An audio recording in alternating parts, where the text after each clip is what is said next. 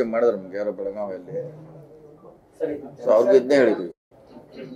So ನಾವು ಹೋದ್ಮ್ಯಾಗ ಚರ್ಚೆ ಮಾಡ್ತೀನಿ ಅದ್ರ ಬಗ್ಗೆ ತಿಳಿದ್ವಿ. ನನಗೆ ಅದ್ರ ಬಗ್ಗೆ ಐಡಿಯಾ ಇಲ್ಲ ಸರ್. ನೀವು ಈ ಹಿಂದೆ ರಾಜ್ಯಾಧ್ಯಕ್ಷರ ಬದಲಾವಣೆ ಆಗ್ಬೇಕು ಅಂತ ಹೇಳಿದ್ರಿ.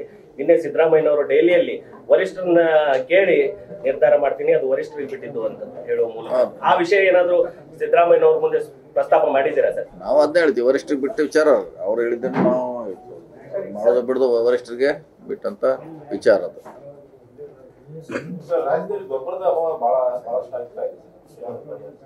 ಇದಾರೆ ಅದು ಇದನ್ನ ಎಂಟು ಜಂಟಿಯಾಗಿ ಮಾಡ್ಬೇಕು. ಕೇಂದ್ರ ಮತ್ತು ರಾಜ್ಯ ಸರ್ಕಾರ ಎರಡು ಜವಾಬ್ದಾರಿ ಜಂಟಿಯಾಗಿದೆ.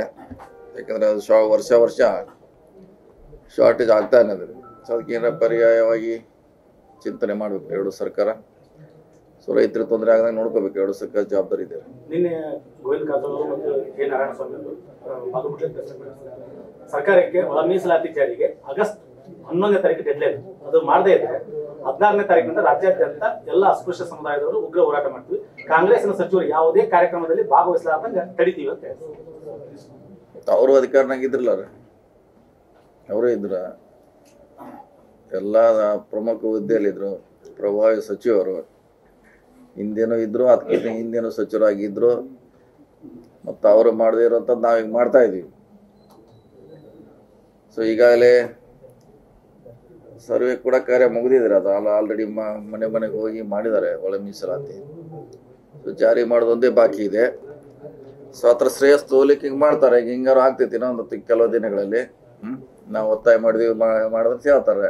ಕಾಂಗ್ರೆಸ್ ಸುಪ್ರೀಂ ಕೋರ್ಟ್ ಆದೇಶ ಆಗಿ 1 ವರ್ಷ ಆಗಸ್ಟ್ 1ನೇ ತಾರೀಕು ಆಗೋದಂತ ಕೋರ್ಟ್ ಆದೇಶ ಆಗಿದ್ದ ಸರ್ಕಾರ ಅಷ್ಟು ಸುಲಭವಾಗಿ ಪಾಲನೆ ಬೇಗ ಮಾಡ್ಲಿಕ್ಕೆ ಆಗೋದಿಲ್ಲ. ಅದು ಬೇರೆ ವಿಷಯ. ಬೇರೆ ಸಮುದಾಯ ಆದ್ರೆ ಆ ಮಾತು ಬೇರೆ. SC ST ಅಂಕಿಅಂಶ ನಿಖರವಾಗಿ ಸರ್ಕಾರದ ಕಡೆ ಇರ್ತೈತಿ, ಅದನ್ನ ತಗೊಂಡು ಮಾಡಬಹುದಾಗಿತ್ತು. ಇದನ್ನ ಸುಮ್ಮನೆ ಮಾಡ್ಲಿಕ್ಕೆ ಅವ್ರ ಸಜೆಷನ್ ಮೇಲೆ ಮನೆಗೆ ಹೋಗಿ ಮತ್ತೊಮ್ಮೆ ರೀಸರ್ವೆ ಆಗ್ಬೇಕಂತ ಸರ್ವೆ ಮಾಡ್ತಿದ್ದಾರೆ. ಅದೇನು ಸರ್ವೆ ಕಾರ್ಯ ಮುಗಿದಿದ್ದಾರೆ. 2 ತಿಂಗಳು 3 ತಿಂಗಳು ಸರ್ವೆ ಕಾರ್ಯ ಮನೆಗೆ ಹೋಗಿ ಮಾಡಿದ್ದಾರೆ. ಸೊ ಅದನ್ನು ಅನೌನ್ಸ್ ಮಾಡೋದು ಅಥವಾ ಜಾರಿ ಮಾಡೋದು ಇದೆ ಮಾಡ್ತಾರೆ ಸರ್ಕಾರ. ನಮ್ಮ ಸರ್ಕಾರ ಬದ್ದಿದೆ ಅಂತ CM ಅವರು ಹೇಳಿದ್ದಾರೆ ಈಗಾಗಲೇ. SCಗೆ 15ರಿಂದ 17, STಗೆ 3ರಿಂದ 7% ಮಾಡಿದ್ದಾರೆ ನಮ್ಮ ಬೊಮ್ಮಾಯಿ ಸರ್ಕಾರ. ಅದು ಎಲ್ಲಾ ಕಡೆ ಇಂಪ್ಲಿಮೆಂಟ್ ಆಗೈತಿ ಅನ್ನೋ ಇಂಪ್ಲಿಮೆಂಟ್ ಆಗಿದೆಯಾ?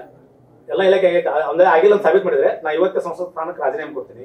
ಅದ್ರ ಬಗ್ಗೆ ಚರ್ಚೆ ಮಾಡ್ಬೇಕು. ಯಾಕಂದ್ರೆ ಅವ್ರ ಅಂಕಿ ಹೇಳಿಸಿದ್ ನಮ್ಮ ಕಡೆನೂ ಇಲ್ಲ. ಸರ್, ನಿಮ್ಮ ಇಲಾಖೆಯಲ್ಲಿ 15ರಿಂದ 17, 3ರಿಂದ 7% ಎಲ್ಲ ಸಿಬ್ಬಂದಿ ಬಡ್ತಿ, ನೇಮಕಾತಿ ಮತ್ತು ಇತರೆ ಯೋಜನೆಗಳಿಗೆ ಅನ್ವಯ ಆಗಿದೆ. ನೋಡಿ, ಗೊಂದಲ ಇದೆ. ನಾವು ನೇಮಕಾತಿ ಮಾಡೋದು ಏಜೆನ್ಸಿ ಬೇರೆ, ನಾವು ಮಾಡ್ಕೊಳ್ಳಲ್ಲ. ಅವ್ರು ಹೇಳಿದ ಅಂಕಿಅಂಶ ನಮ್ಮಲ್ಲಿ ಸಿಗೋದಾದ್ರೆ KPSC ಅಥವಾ ಯಾರೋ ಅಥಾರಿಟಿ ಇದೆ, ಪೊಲೀಸರು ನೇರವಾಗಿ ನೇಮಕ ಮಾಡ್ತಾರೆ. ಅದು ಅಲ್ಲಿ ಹತ್ರ ಅಂಕಿಅಂಶ ಸಿಗುತ್ತೆ. ಸೊ ಅವ್ರು ಹೇಳಿದ್ಮ್ಯಾಗ ನಾವು ಅದ್ರ ಬಗ್ಗೆ ಗಮನ ಹರಿಸ್ತೀವಿ, ಅದು ಮಾಹಿತಿ ತರಿಸ್ಕೊಳ್ತೀವಿ ಆ ಇಲಾಖೆಯಿಂದ. ಸೊ ಅವ್ರು ಹೇಳಿದ್ರಲ್ಲಿ ಸರಿ ಇಲ್ಲಾಂದ್ರೆ ಸರಿ ಮಾಡುವಂತ ಪ್ರಯತ್ನ ಮಾಡ್ಬೇಕು ಸರ್ಕಾರ. ಓಕೆ, ಹೇಳಿದಾರೆ ಆಲ್ರೆಡಿ ಮಹಾರಾಷ್ಟ್ರದಲ್ಲಿ ಆಗಿದೆ ಅಂತ ಹೇಳಿದ್ದಾರೆ. ಈಗಾಗಲೇ ಅದು ಚರ್ಚೆ ಇದೆ. ಸುಪ್ರೀಂ ಕೋರ್ಟ್ಗೆ ಬಿಹಾರದ ಚುನಾವಣೆ ಇದೇ ರೀತಿ ಮಾಡ್ತಿದ್ದಾರೆ.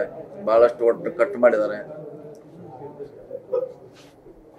ಸೊ ನ್ಯಾಯಾಲಯದಲ್ಲಿ ಸುಪ್ರೀಂ ಕೋರ್ಟ್ದಲ್ಲಿ ಇದೆ.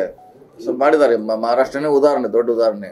ಅಲ್ಲಿ ಸುಮಾರು ಲಕ್ಷಾಂತರನ್ನ ಸೇರಿಸುವಂತ ಪ್ರಯತ್ನ ಮಾಡಿದ್ರೆ ಕೆಲವು ಕಡೆ ಡಿಲೀಟ್ ಮಾಡುವಂತ 2 ಕಡೆ ಆಗಿದೆ.